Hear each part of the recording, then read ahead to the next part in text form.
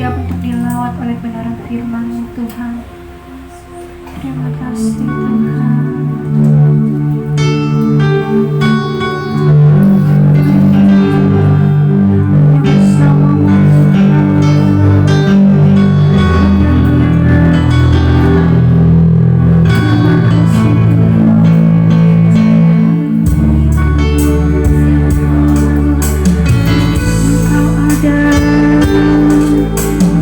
Kau ada bersamaku.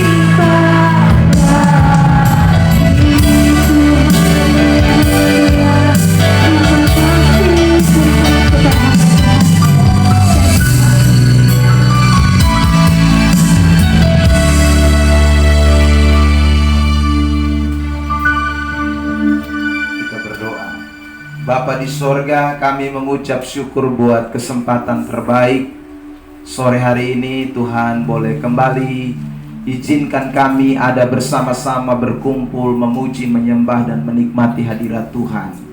Kami percaya Tuhan bahwa anugerah-Mu terlalu besar dalam hidup kami, tak terbatas Tuhan, selalu baru dalam seluruh kehidupan kami. Terima kasih buat kesempatan yang luar biasa ini. Kami sudah memuji-muji Tuhan, dan tiba saatnya kami akan dengarkan firman Allah. Tuhan berkenan bicara, menyatakan apa yang menjadi pesan Tuhan buat kami, sehingga kami semua yang hadir boleh diberkati Tuhan. Roh Kudus, biarlah ambil alih jam pemberitaan ini.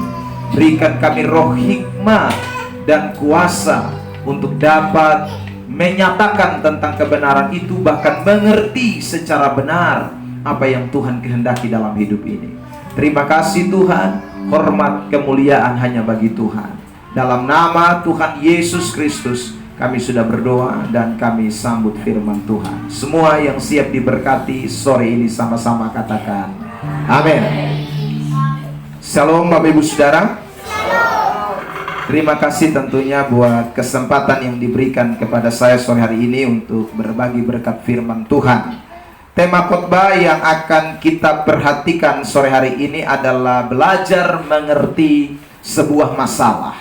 Tema khotbah sore hari ini adalah belajar mengerti sebuah masalah. Saudara yang diberkati Tuhan Yesus Kristus, kalau kita menelusuri Alkitab kita, saudara, bahwa orang-orang yang tidak mengerti sebuah masalah itu seringkali mengambil keputusan, mengambil langkah, mengambil sikap yang salah juga di dalam kehidupan mereka. Saya mau memberikan beberapa contoh mendahului daripada pembahasan kita pada kesempatan hari ini tentang orang-orang yang tidak mengerti suatu masalah. Misalnya kita temukan di dalam kitab Ayub pasal yang kedua. Saudara yang diberkati Tuhan, mari kita lihat ayat ini. Kitab Ayub pasal yang kedua ayat yang ke-9. Firman Tuhan berkata begini, maka berkatalah istrinya kepadanya, masih bertekunkah engkau dalam kesalehanmu? Kutukilah Allahmu dan matilah.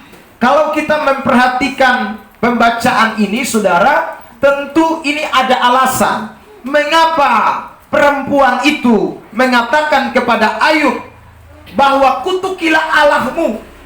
Kalau kita melihat dari pasal yang pertama dan seterusnya, saudara, kita menemukan bahwa keluarga Ayub ini sedang menghadapi sebuah masalah yang berat. Masalahnya adalah di mana dia harus bangkrut, semua usaha bisnisnya habis.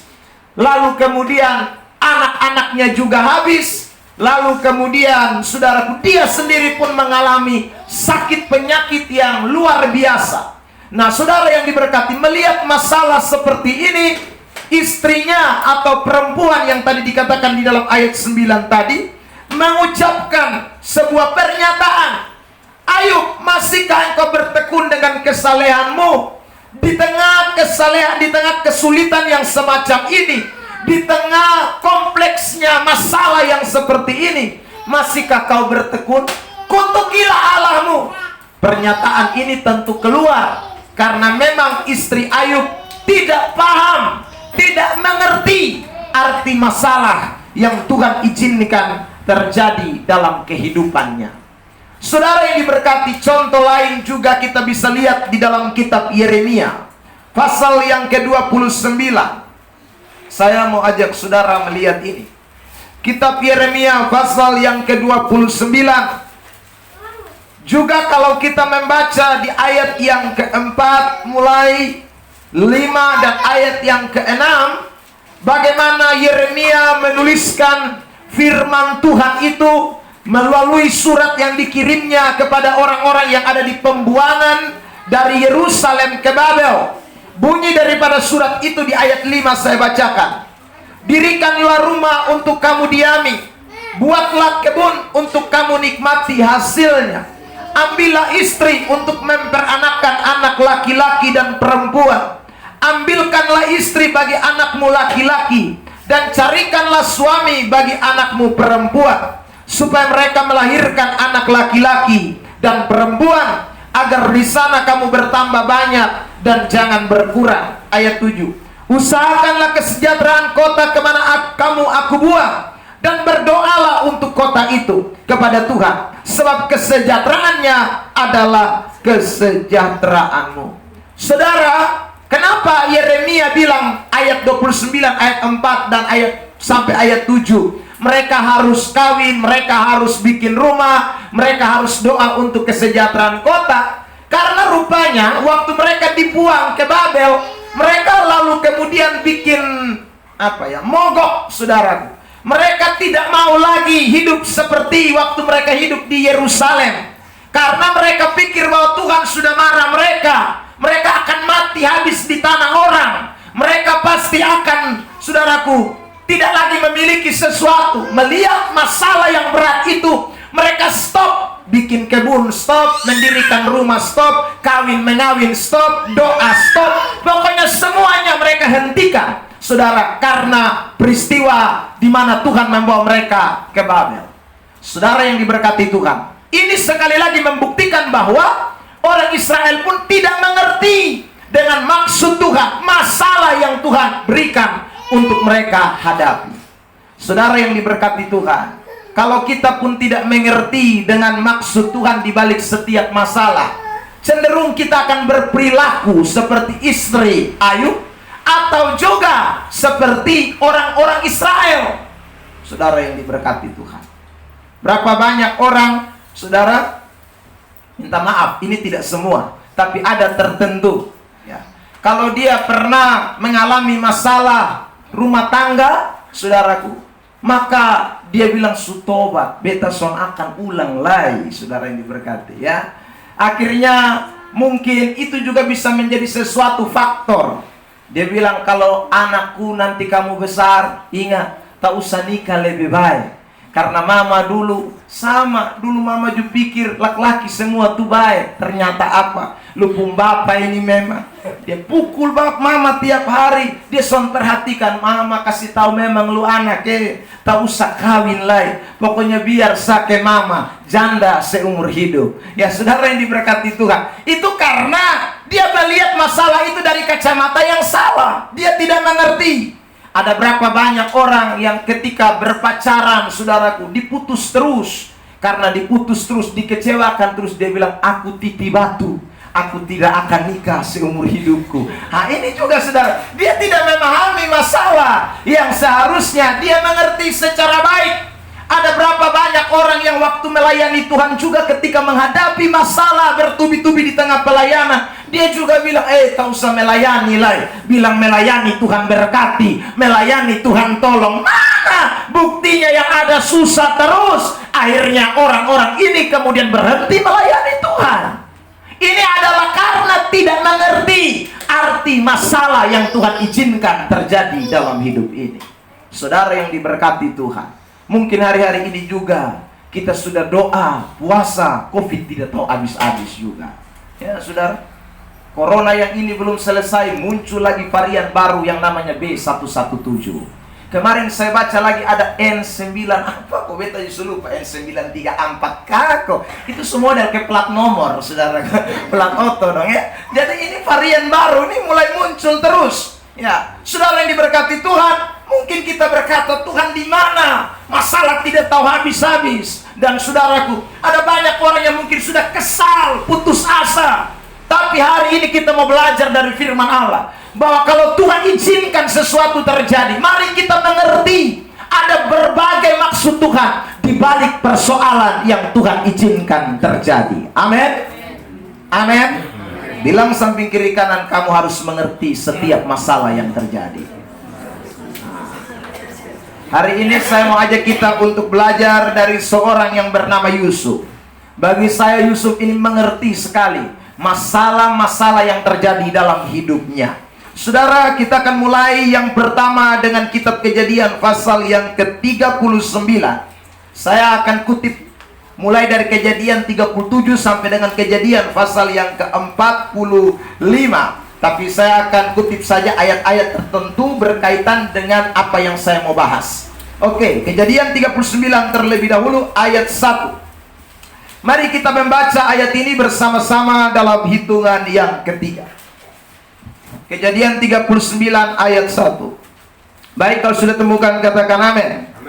1, 2, 3. Adapun Yusuf telah dibawa ke Mesir, dan Potifar seorang Mesir, pegawai istana Firaun, kepala pegawai raja, membeli dia dari tangan orang Ismail yang telah membawa dia ke situ. Saudara yang diberkati, kalau kita membaca Kejadian 39 ayat 1, ini jelas bahwa Yusuf ketika dibawa ke Mesir bukan lagi rekreasi, bukan lagi kunjungan keluarga, tetapi ketika Yusuf dibawa ke Mesir, dia dibawa sebagai seorang budak yang dibeli, saudaraku. Dan tentu budak itu tidak punya harga sama sekali. Budak itu adalah seorang yang punya masa depan suram. Budak itu boleh dikatakan orang yang sudah kehilangan pengharapan. Kenapa? Karena budak itu beda dengan pembantu rumah tangga. Sudah, kalau pembantu rumah tangga masih punya hak asasi, tapi kalau yang namanya budak, hak asasinya dicabut. Jadi kalau dia dibeli oleh seorang tuan, maka tuannya mau bikin apa, terserah tuannya. Saudara yang diberkati Tuhan. Jadi kalau dia suka makan gumuk sedikit, dia mau tampeleng tiap hari, itu dia mau. Saudara, dia suka makan lu, saudara yang diberkati Tuhan, maka dia mau bikin apa saja, itu dia punya hak. Jadi kalau Yusuf dibawa ke Mesir dengan posisi dibeli, itu bukanlah sekali lagi sesuatu yang menyenangkan. Ini boleh dikatakan bahwa Yusuf sudah habis harapan di tengah masalah yang bertubi-tubi dialami. Mulai dari dibenci oleh saudara-saudaranya, lalu kemudian dimasukkan ke dalam sumur, lalu kemudian saudara yang diberkati dijual ke orang Midian, dari orang Midian jatuh ke tangan orang Mesir yang bernama Potifar. Dan saudara yang diberkati, tentu dari kacamata manusia, maka ini adalah ending dari kehidupan Yusuf. Tidak ada artinya lagi. Tapi saudara lihat, bagi Tuhan masalah itu bukan mengakhiri sebuah masa depan, sebuah kesuksesan, sebuah rancangan damai sejahtera, sesuatu yang Tuhan sudah persiapkan buat Yusuf. Masalah tidak bisa membatalkan. Sekalipun dari kacamata manusia tidak ada harapan, tapi sekali lagi Tuhan tidak bisa dibatalkan dengan situasi apapun. Amin. Mari kita lihat di ayat yang keempat, pasal 45 ayat yang ke-7. Kitab Kejadian pasal 45 ayat 7 hingga ayat yang ke-9. 3 ayat. Mari kita baca. Saya terlebih dahulu, Bapak Ibu Saudara, ayat 8 dan ayat 9. Kita sama-sama. Kejadian 45 ayat 7 sampai 9. Maka Allah telah menyuruh aku mendahului kamu untuk menjamin kelanjutan keturunanmu di bumi ini, dan untuk memelihara hidupmu sehingga sebagian besar daripadamu tertolong. Ayat 8, silakan. Jadi bukanlah kamu yang menyuruh aku ke sini, tetapi Allah, Dialah yang telah mengangkat aku sebagai bapa bagi Firaun dan tuan atas seluruh bahasanya, dan sebagai kuasa atas seluruh manusia. Ayat 9, 1, 2, 3. Segeralah kamu kembali kepada Bapa dan katakanlah kepadanya, beginilah kata Yusuf anakmu, Allah telah menempatkan aku sebagai tuan atas seluruh Mesir. Datanglah mendapatkan aku, janganlah tunggu-tunggu. Saudara lihat, ini Yusuf betul-betul mengerti masalah. Meskipun dia sekali lagi dibawa ke Mesir dalam status sebagai budak, tapi dia tidak kelihatan putus asa. Dia tidak kelihatan kecewa. Dia tahu bahwa masalah yang Tuhan izinkan terjadi adalah sebuah kendaraan. Saya pakai kalimat itu. Masalah yang terjadi adalah kendaraan membawa kepada kesuksesan. Amin. Amin. Bilang samping kiri kanan, mau sukses? Kendaraan, bilang lagi, kendaraannya masalah. Jadi saudara yang diberkati Tuhan, kalau Anda mau berhasil, kendaraannya mesti ada di tengah masalah. Ya. Kalau Anda semakin ada di tengah masalah, itu tandanya Anda sudah naik kendaraan menuju kesuksesan. Tapi kalau Anda masih di kendaraan kenyamanan, kendaraan manja, kendaraan yang saudaraku enak-enak, Anda masih jauh dari kesuksesan. Orang yang ada di kendaraan kesengsaraan, kendaraan masalah, dia sudah dekat dengan kesuksesan. Amin. Makanya saudara yang diberkati Tuhan, waktu Ayub naik kendaraan kesengsaraan, dia tidak protes. Kenapa? Karena Ayub tahu ini kendaraan yang akan membawa saya melihat kesuksesan besar. Saudara yang diberkati Tuhan, seperti Yusuf, waktu dia dibawa dalam kendaraan kesengsaraan itu, dia tidak protes. Walaupun dibenci, walaupun dibuang masuk ke dalam sumur, walaupun dibawa saudaraku oleh orang Midian, walaupun dijual ke Potifar, walaupun saudara yang diberkati dimasukkan ke dalam penjara, tetapi dia tahu masalah itu adalah kendaraan menuju kesuksesan. Amin. Bilang samping kiri kanan, kamu harus mengerti. Jadi COVID ini adalah kendaraan untuk membawa saudara kepada kesuksesan. Haleluya, amin. Ya, karena itu saudaraku, sekarang tak usah berdoa lagi, Tuhan jauhkan COVID, tidak usah lagi. Bilang Tuhan, kuatkan saya menghadapi COVID, supaya saya dibawa kepada kesuksesan. Amin. Saya punya teman pendeta, dia kuliahkan anaknya di Malang, saudaraku. Waktu masuk anaknya, saudaraku yang diberkati, diterima di salah satu universitas yang cukup mahal. Kenapa saya katakan mahal? Karena per semester uang yang harus dibayar itu 4,5 juta. Saudara, bagi saya itu mahal. Saudara yang diberkati Tuhan, lalu dalam perjalanan anaknya kuliah, tiba-tiba bapaknya ini kena COVID, saudara. Ya, waktu dia panas tinggi, dia pergi periksa di rumah sakit. Dan waktu dia pergi ke rumah sakit untuk periksa, lalu di swab, saudaraku, hasil yang keluar adalah positif. Waktu positif, saudaraku, dia pulang dan dia mengalami ketakutan. Karena waktu dia kena COVID itu lagi mati di Kupang banyak, ya saudara. Juga pendeta-pendeta juga mati banyak. Dia juga pendeta, saudaraku. Jadi dia bilang, jangan sampai saya juga salah satu pendeta. Jadi dia dengar kalau ada pendeta meninggal karena COVID, dia juga ketakutan karena dia lagi dalam masa kena COVID. Saudara yang diberkati Tuhan, tapi Tuhan luar biasa.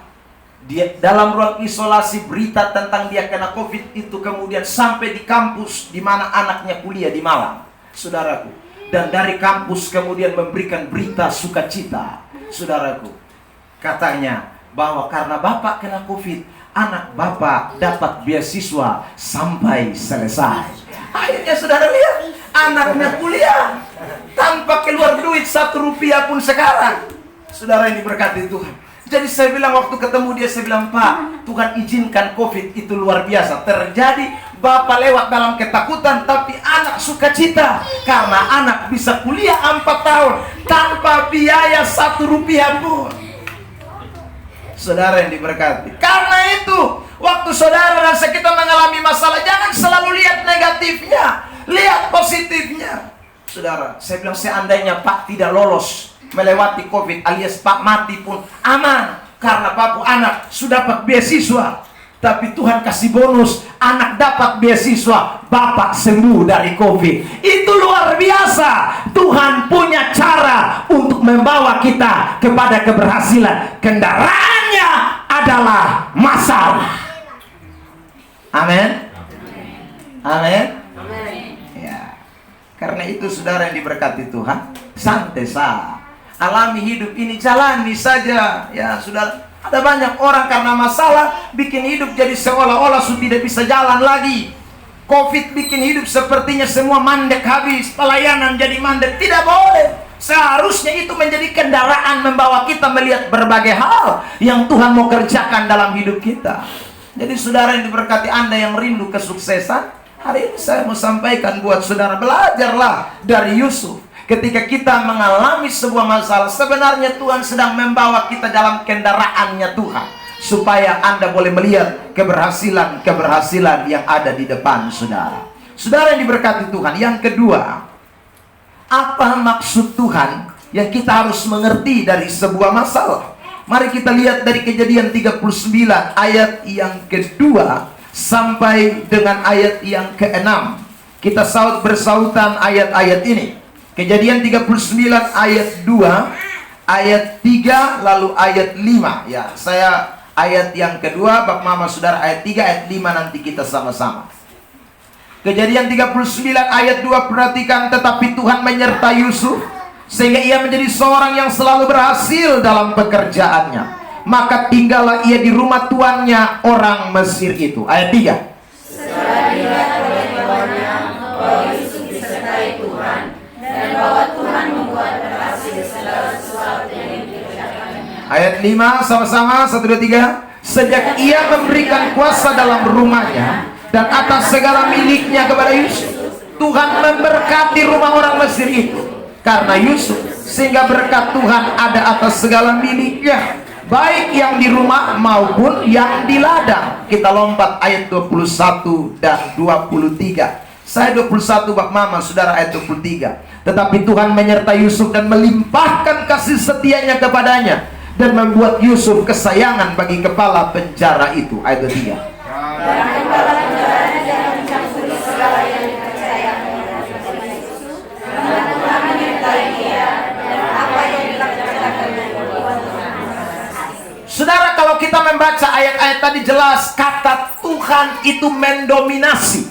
Kata Tuhan mendominasi, kata Tuhan menyertai, Tuhan membuat berhasil, Tuhan memberkati, Tuhan melimpahkan kasih sayangnya. Itu selalu mengiringi perjalanan Yusuf. Berarti dengan kata lain, waktu kita menghadapi masalah, sebenarnya Tuhan mau menunjukkan kemahakuasaan Tuhan dalam hidup kita. Waktu kita menghadapi masalah, kebesaran Tuhan, kekuatan Tuhan mau dinyatakan dalam hidup saudara dan saya. Karena itu orang Kristen mesti mengerti bahwa dibalik daripada persoalan, dibalik dari setiap masalah, dibalik daripada segala hal yang tidak menyenangkan itu, kesengsaraan, penderitaan, Tuhan sebenarnya mau menunjukkan kebesaran kuasanya dalam hidup kita. Amin. Mungkin Anda dan saya sudah mandul mujizat, makanya Tuhan izinkan kita menghadapi masalah supaya kita bisa lihat mujizat.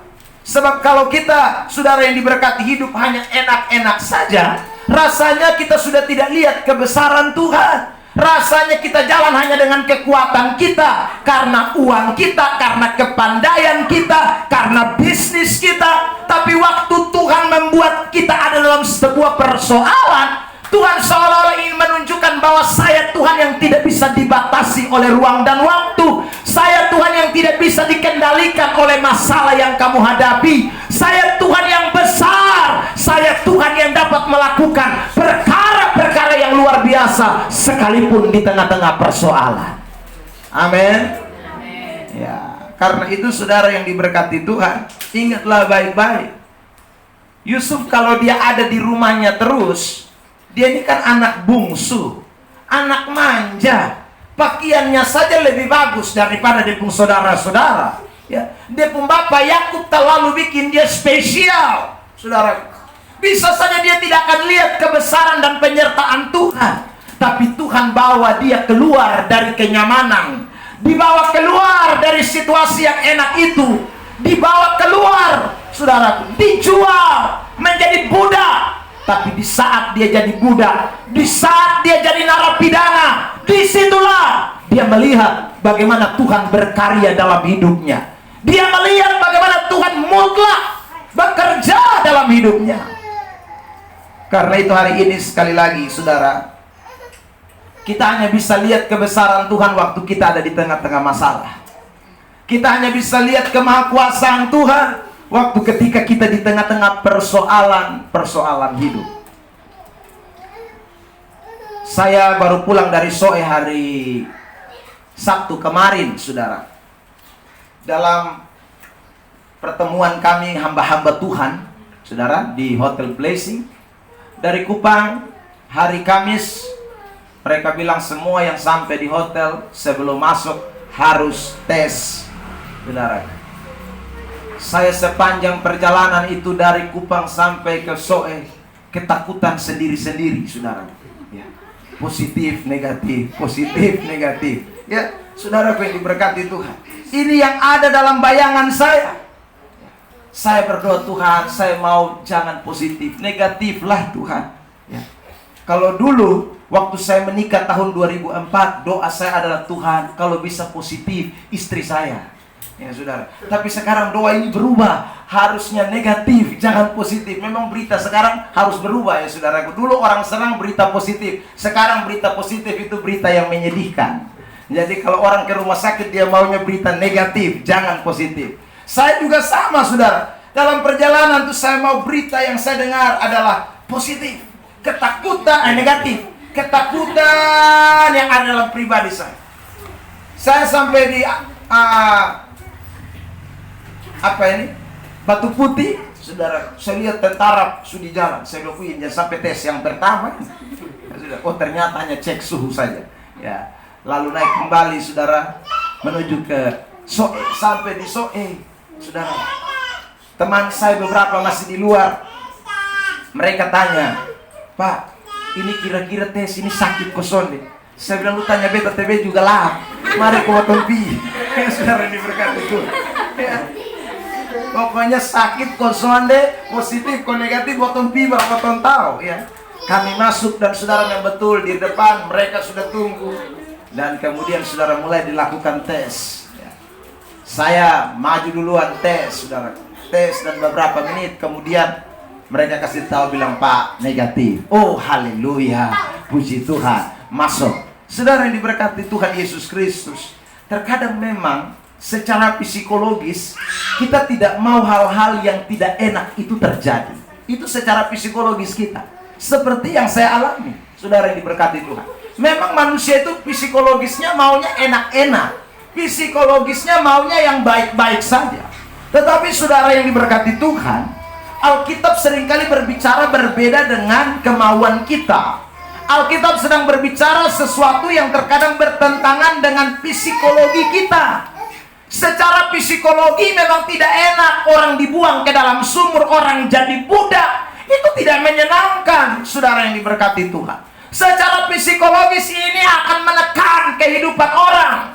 Tetapi sekali lagi, sekalipun dari segi psikologis ini bertentangan, tetapi orang-orang Kristen harus belajar sesuatu yang di atas psikologis kita. Bahwa ternyata kalau kita ada di tengah-tengah persoalan, kita akan melihat bagaimana kebesaran Tuhan itu dinyatakan di dalam hidup kita.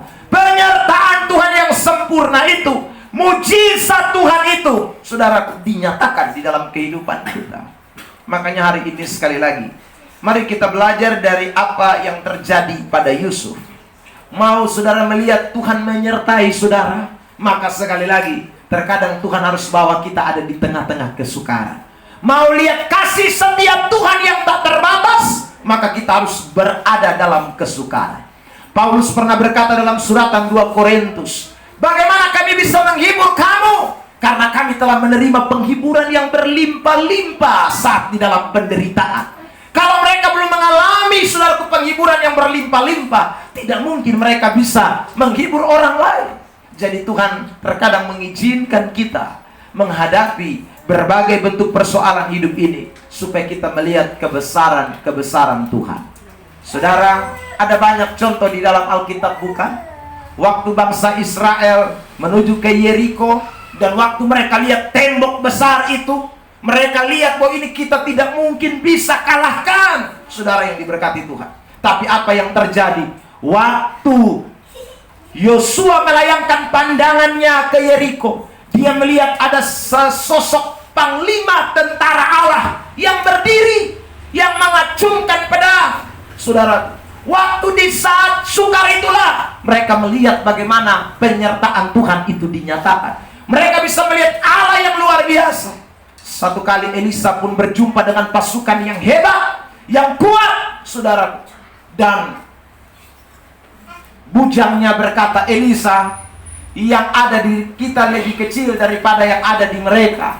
Tapi Elisa bilang begini, mari sini bujang, Bujangku, aku doakan engkau biar matamu terbuka. Dan waktu didoakan matanya terbuka, Alkitab berkata bahwa dia bisa melihat ternyata ada Tuhan yang menyertai mereka lebih besar. Jadi saudara, ingatlah baik-baik, masalah itu tidak boleh membuat mata iman kita justru gelap, membuat mata iman kita justru tidak bisa melihat penyertaan Tuhan.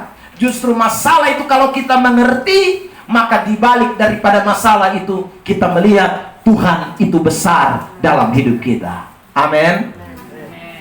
Saudara yang diberkati Tuhan, hari Minggu, 2 minggu yang lalu, kebetulan saya juga dipercayakan untuk ada di sebuah persekutuan doa di Bukit Doa Getsemani Patokoa. Beberapa di antara kita juga biasa ikut di sana.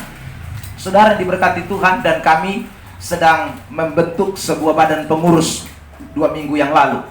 Saudara yang diberkati, waktu kami memilih ketua, wakil, sekretaris, dan lain sebagainya, saudara yang diberkati Tuhan, ada anak-anak Tuhan yang lebih dulu memulai pelayanan di sana, memberikan kesaksian, saudara. Dia katakan begini, waktu kami mulai pelayanan di sini, saudaraku, kami datang dan kami mulai tofa rumput, potong ini pohon-pohon besar di sini. Dan waktu kami datang itu kami ada 3 pick up besar, ya, manusia penuh semua di dalam. Tapi kami hanya bawa bubur kacang hijau 1 toples saja. Saudara, waktu kami selesai kerja mau makan ini bubur kacang hijau, saudara, kami bilang mari kita berdoa dulu. Tapi waktu berdoa juga ada perasaan bilang ini kira-kira cukup kosonde. Yang datang ini 3 pick up, manusia penuh, bubur kacang hijau hanya 1 toples kecil, saudara. Tetapi waktu mereka makan sampai selesai, saudaraku, itu bubur kacang hijau masih sisa bahkan. Ya, dong semua kenyang. Waktu mereka kenyang, mereka belum berpikir tentang itu bubur kacang hijau. Tapi waktu mereka pulang, saudaraku, naik ke mobil pick up mereka masing-masing, baru di atas mereka mulai merenungkan. Wih, kok bisa ya? Potong begini banyak, bubur kacang hijau 1 toples tidak habis-habis, saudaraku. Mereka melihat bahwa ternyata mujizat yang pernah terjadi 2000 tahun yang lalu, 5 roti 2 ikan kasih makan 5.000 orang, itu masih bisa terjadi di Patokoa. Dengan apa? Ternyata 3 mobil pick up bisa makan bubur kacang hijau 1 toples kecil. Saudara yang diberkati Tuhan, mujizat yang sama. Mereka tidak lihat Tuhan ada di situ, tapi mereka bisa merasakan penyertaan Tuhan, kuasa Tuhan, kebesaran Tuhan yang tidak pernah berubah dulu, sekarang, bahkan sampai selama-lamanya. Amin. Karena itu hari ini sekali lagi, masalah itu justru membuat kita akan lihat bagaimana Tuhan menyertai kita, bagaimana mujizat-mujizat Tuhan terjadi dalam hidup saudara dan saya. Sebab kalau kita tidak mengalami sebuah masalah, maka kita tidak bisa lihat penyertaan Tuhan. Kita tidak bisa lihat, saudaraku, bagaimana Tuhan menyertai kita. Karena itu, belajarlah dari kebenaran firman Tuhan. Lihatlah penyertaan Tuhan justru pada saat Anda di tengah masalah. Saudara yang diberkati oleh Tuhan, yang ketiga, mari kita mengerti tentang masalah yang kita alami. Saya mau melihat ayat yang ke-5 daripada kitab Kejadian 37. Kitab Kejadian pasal yang ke-37 ayat 5, ayat yang ke-6, ayat yang ke-7, ayat yang ke-8, ayat yang ke-9, dan ayat yang ke-10. Mari kita baca sahut bersahutan ayat-ayat yang saya sebutkan ini. Saya terlebih dahulu ayat yang ke-5, Bapak Ibu Saudara. Pada suatu kali bermimpilah Yusuf, lalu mimpinya itu diceritakannya kepada saudara-saudaranya. Sebab itulah mereka lebih benci lagi kepadanya. Ayat yang ke-4. Ayat 6 ya, silakan. 1, 2, 3. Karena katanya kepada mereka, coba dengarkan mimpi yang kumimpikan ini. Tampak kita sedang di ladang mengikat berkas-berkas gandum. Lalu bangkitlah berkasku dan tegak berdiri. Kemudian datanglah berkas-berkas kamu sekalian mengelilingi dan sujud menyembah kepada berkasku itu. Silakan. Lalu saudara-saudaranya berkata kepadanya, apakah engkau ingin menjadi raja atas kami? Apakah engkau ingin berkuasa atas kami? Jadi makin bencilah mereka kepadanya karena mimpinya dan karena perkataannya itu. Lalu ia memimpikan pula mimpi yang lain yang diceritakannya kepada saudara-saudaranya. Katanya, aku bermimpi pula, tampak matahari, bulan, dan 11 bintang sujud menyembah kepadaku. Setelah hal ini diceritakannya kepada ayah dan saudara-saudaranya, maka ia tegur ayahnya, mimpi apa mimpimu itu? Masa aku bersinggung serta saudara-saudaramu sujud menyembah kepadamu sampai kapan? Saudara lihat, jadi Yusuf ini sudah mimpi lama. Dia ceritakan, dia pun saudara dengan dia pun bapak mama bilang, lu mimpi ini mimpi aneh nih. Masa potong sujud menyembah kepadamu? Kau kan anak bungsu.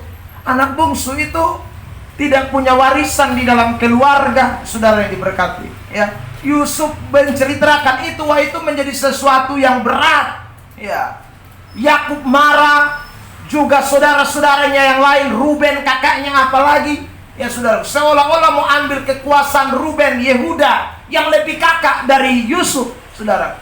Tetapi sekali lagi, mimpi yang Yusuf mimpikan ini adalah bukan hanya sekedar mimpi di siang bolong, tetapi ini adalah pernyataan Tuhan buat Yusuf. Ini adalah pernyataan Tuhan buat Yusuf.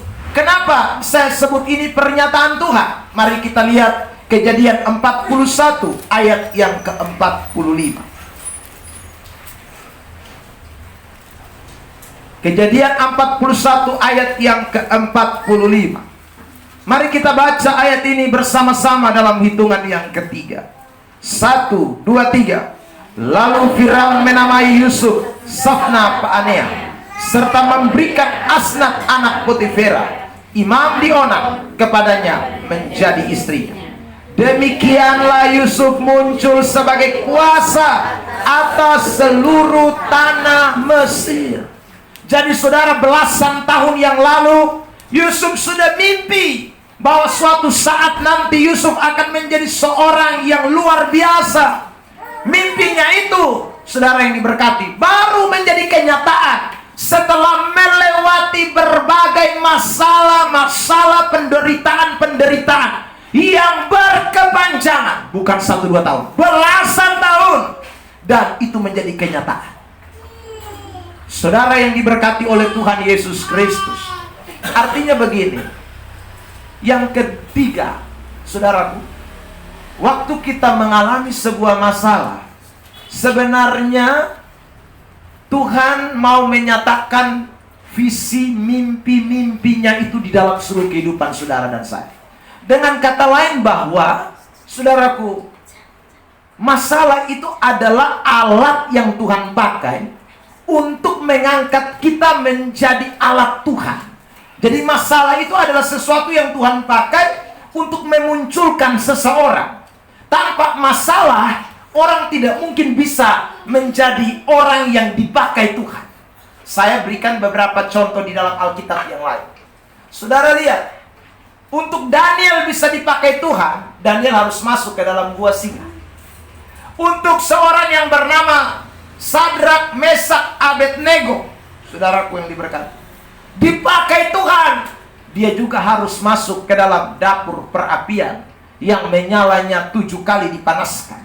Saudara yang diberkati, siapa lagi? Musa. Untuk bisa dipakai Tuhan, maka dia juga harus ada di mertuanya Yitro selama 40 tahun sebelum dia dipakai Tuhan.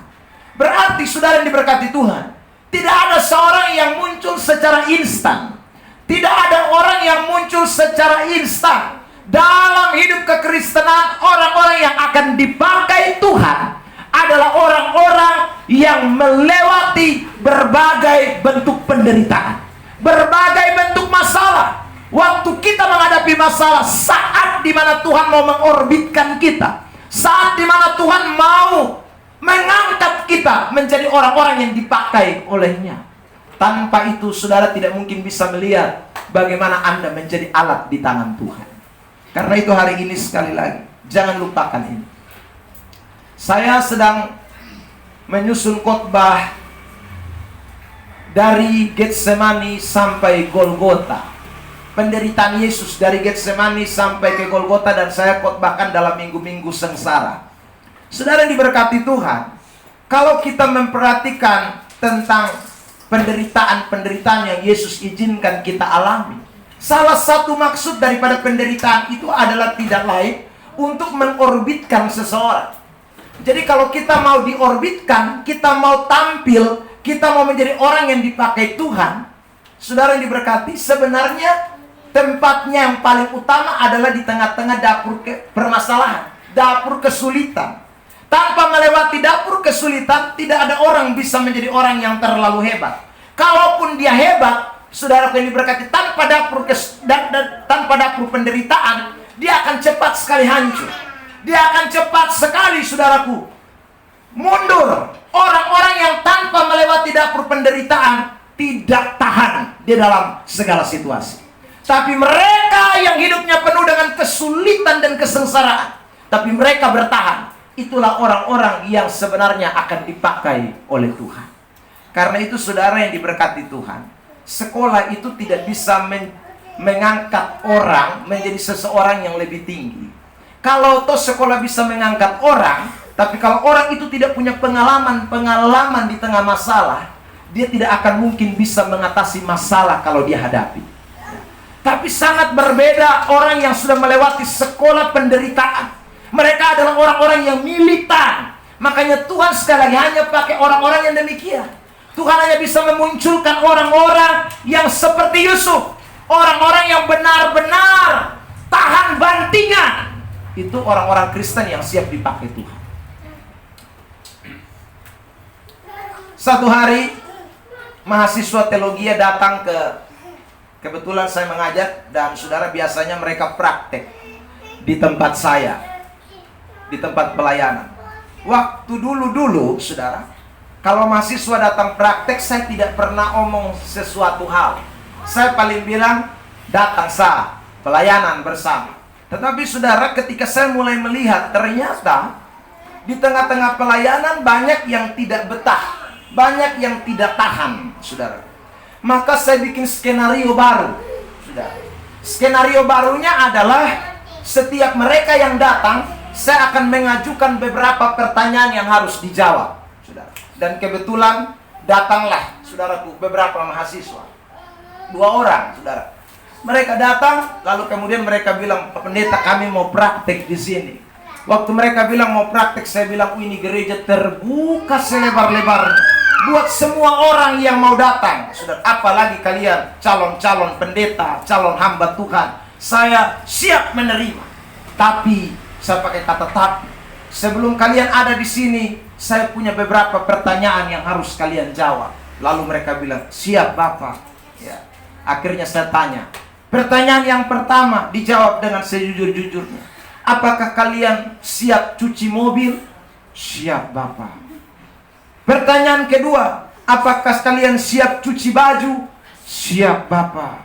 Pertanyaan ketiga, siap masak nasi, masak sayur, masak mie, pel, rumah? Siap semua? Siap Bapak. Saudara, mantap ini ya, saudara. Lalu saya bilang, pertanyaan yang berikutnya lagi. Apakah kalian siap dimarahi? Siap Bapak. Apakah kalian siap dibenci? Siap Bapak. Apakah kalian siap tidak dikasih doi? Siap Bapak. Saudara, oke, kalau begitu pulang dan ambil baju, datang sudah. Saya bilang, kita mulai pelayanan bersama-sama. Dompi itu hilang terus sampai ini hari. Saudara yang diberkati itu berarti dia lupa jawab satu, siap kabur. Ternyata banyak orang mau jadi sesuatu, tapi tidak mau melewati penderitaan.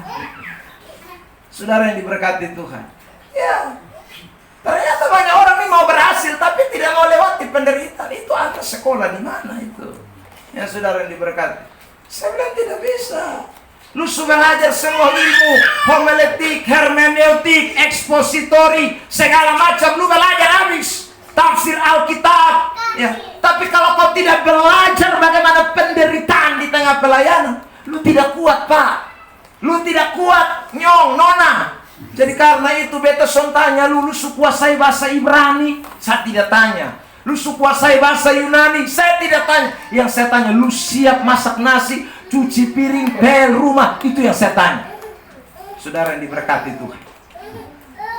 Karena saudara lihat ya, waktu Yesus ajak orang ikut pelayanan kan, dia juga sama. Dia bilang, barang siapa mau ikut aku, burung punya sarang, ya saudaraku, serigala punya liang, tetapi anak manusia tidak punya tempat untuk meletakkan kepala.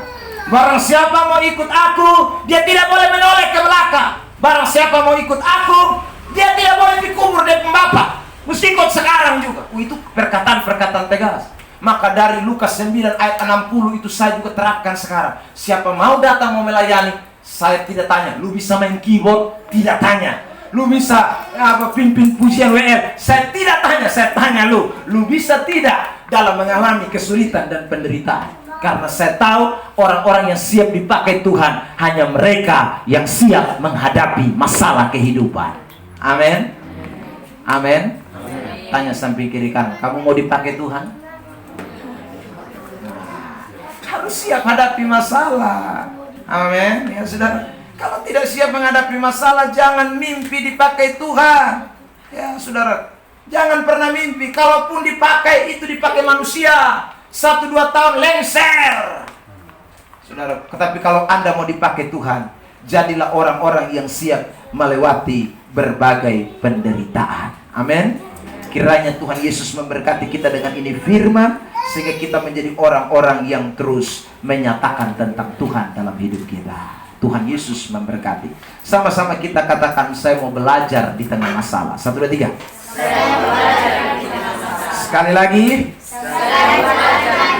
Bilang samping kiri kanan, saya tidak mau seperti istri Ayub. Saya tidak mau seperti istri Ayub. Bilang samping kiri kanan, saya tidak mau seperti bangsa Israel yang di Babel. Saya tidak mau seperti bangsa Israel. Amin. Bilang samping kiri kanan, saya mau seperti Yusuf. Amin. Sekali lagi, saya mau seperti Yusuf. Bilang samping kiri kanan, kamu akan dipakai Tuhan. Bilang samping kiri kanan, kamu akan melihat kekuasaan tangan Tuhan. Amin. Tuhan Yesus berkati kita sekalian. Mari kita bersyukur buat firman Allah. Haleluya.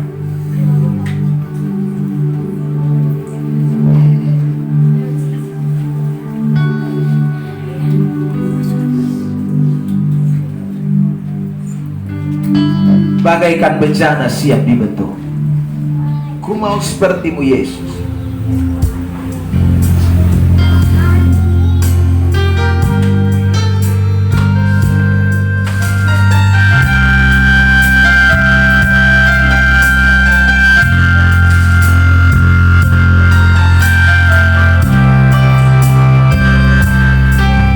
Bagaikan bencana siap dibentuk, demikian hidupku di dalammu. Dengan urapan kuasa-Mu, ku dibaharui selalu.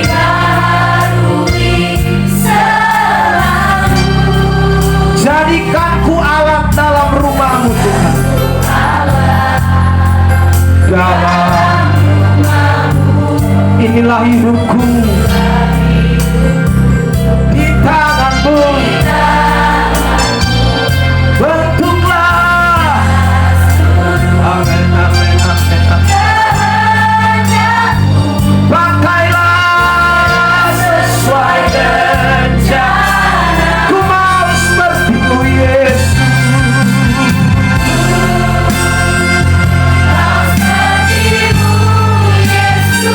Praise the Lord. Hallelujah. Hallelujah.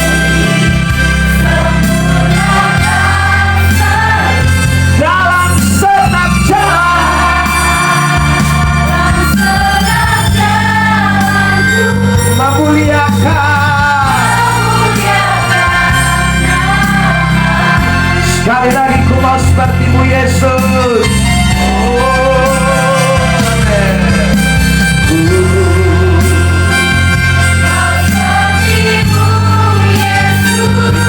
Terima kasih.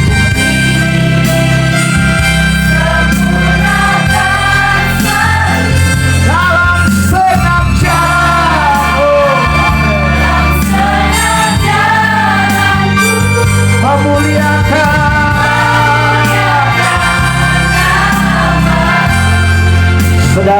dikasihi oleh Tuhan. Mari kita renungkan firman Allah yang kita dengar pada kesempatan ini. Saya tidak tahu masalah apa yang sedang engkau hadapi hari-hari ini, tapi belajarlah untuk mengerti setiap masalah. Jangan mudah tersinggung, jangan mudah ambil keputusan, jangan mudah putus asa, jangan mudah kecewa, dan jangan mudah bersungut-sungut ketika kita dibawa kepada sebuah persoalan hidup. Karena Tuhan sedang membawa saudara dalam kendaraan kesuksesan. Ketika Anda di tengah-tengah masalah kehidupan ini, ingat seperti Yusuf. Sebenarnya di sana kita akan lihat bagaimana Tuhan itu besar. Kita akan lihat bagaimana penyertaan Tuhan. Kita akan lihat kemahakuasaan Allah. Di tengah-tengah masalah, sebenarnya mimpi-mimpi kita akan menjadi kenyataan. Di tengah masalah, apa yang mungkin engkau pernah dapati dari Tuhan, visi misi yang mungkin jauh lampau engkau sudah lupa, tetapi Tuhan bisa ingatkan ketika Anda di tengah-tengah masalah. Tuhan bisa munculkan ketika ada di tengah-tengah masalah. Karena itu hari ini saudara yang diberkati Tuhan, ingatlah baik-baik bahwa Tuhan punya maksud yang terbaik buat kita sekalian. Mari kita semua arahkan hati kita kepada Tuhan. Angkat setiap roh-roh ketakutan, ketika roh-roh yang membuat kita gampang putus asa, serahkan sama Tuhan.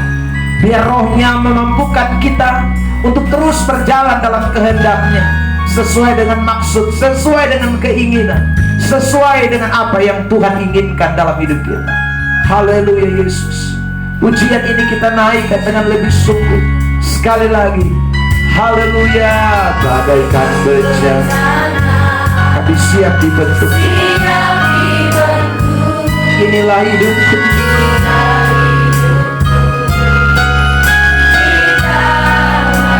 Haleluya.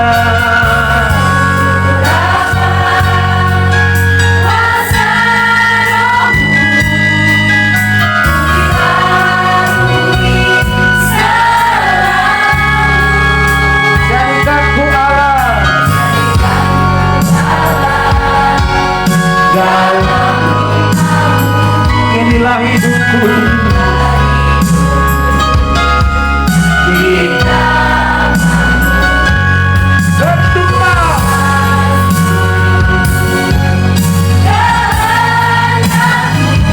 Pakailah sesuai rencana-Mu. Ku mau seperti-Mu Yesus.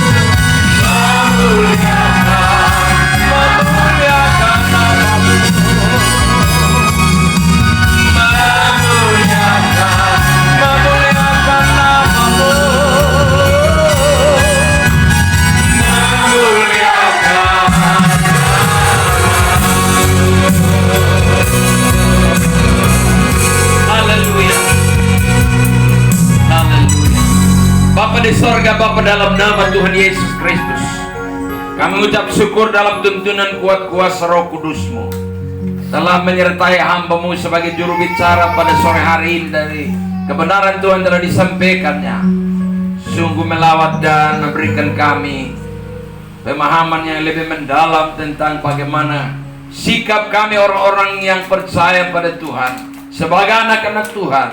Waktu kami diperhadapkan dengan kesukaran, waktu kami diperhadapkan dengan kesulitan tantangan hidup, semestinya kami berupaya untuk menjadi orang yang mengerti maksud Tuhan dalam setiap persoalan hidup. Sebagaimana permintaan Rasul Paulus bagi jemaat Tuhan di Efesus, janganlah kamu bodoh, tapi usahakanlah kamu mengerti kehendak Tuhan. Amin. Waktu kami mengerti kehendak Tuhan, kami tidak akan menjadi kecewa dengan Tuhan. Kami tidak akan menjadi orang-orang yang mundur dari Tuhan. Kami tidak akan menjadi orang yang berhenti beribadah. Kami tidak akan menjadi orang-orang yang menjadi putus asa, menjadi susah, sedih, sakit hati dengan orang-orang sekitar kami kan. Tapi kami akan menjadi orang-orang yang menjadi seperti Yusuf, yang bertahan, yang mau tenang meskipun ada dalam badai hidup. Karena Yusuf memandang itu sebagai kendaraan yang mengantarnya dalam puncak kejayaannya menjadi seorang penguasa kedua setelah Firaun.